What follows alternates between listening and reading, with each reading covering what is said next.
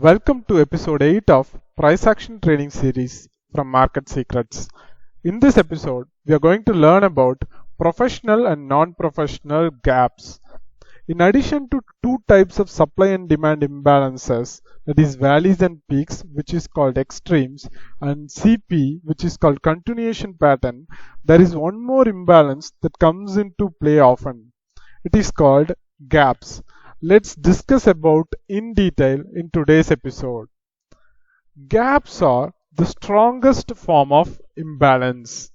A gap stands for an extreme imbalance.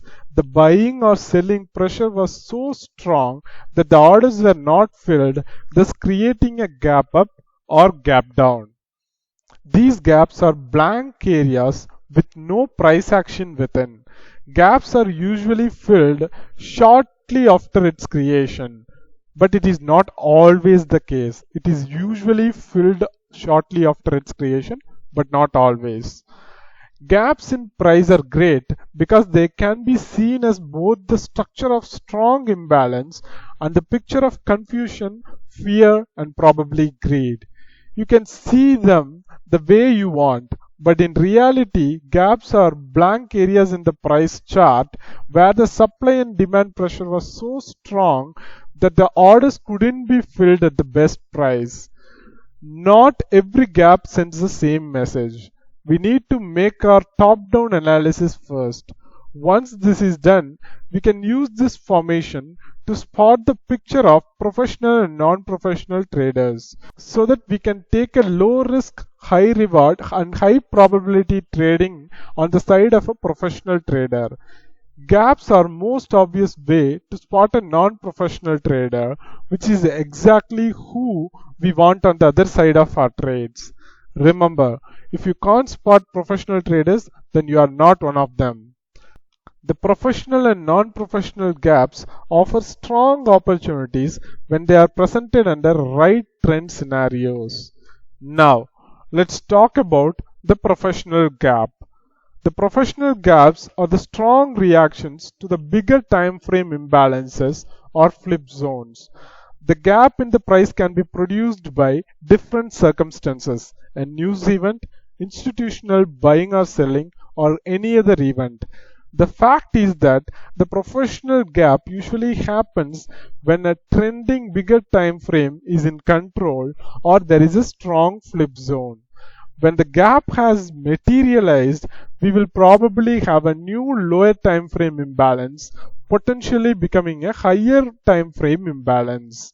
I know some of the terms used here are completely new to you. Don't worry about it.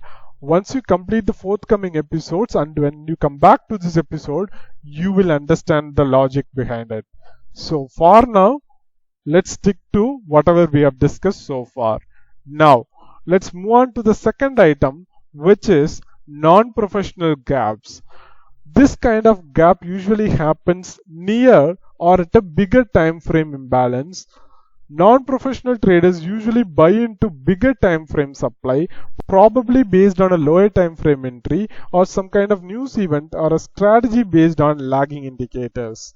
Non-professional gaps trap those traders that are not aware of supply and demand imbalances or what the bigger picture trend is shouting at them. Thus, they often find themselves on the wrong side of the trade. There are some thoughts to keep in mind when you spot a gap. These examples are for gap ups. The opposite applies for gap down. A gap up in price in the context of an uptrend is a very high odds long opportunity on a pullback to a potential demand created when there is a significant profit margin above and no bigger time frame supply is nearby or in control.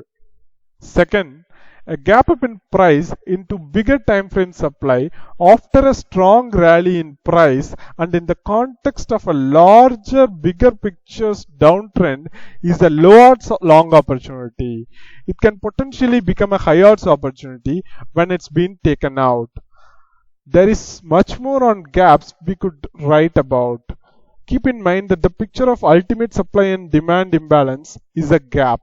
Instead of looking at colored candles on the chart, start looking a little bit deeper into price action and begin to understand the order flow that's going on behind the scenes that is responsible for creation of those candles.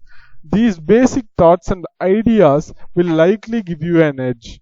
Most important thing to remember about gap is always draw the zone that is right below or above the gap, not the zone right before it.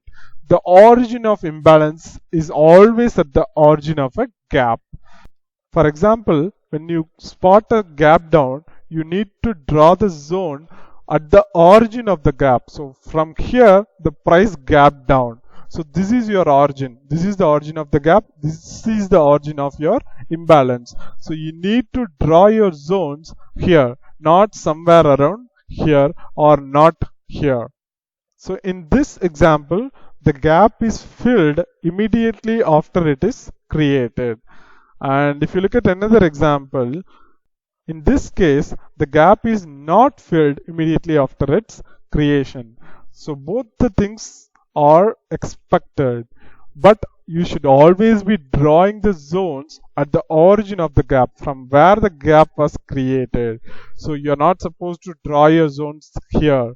You should always be drawing at this origin of the gap from where the price has gapped down. Now the assignment part.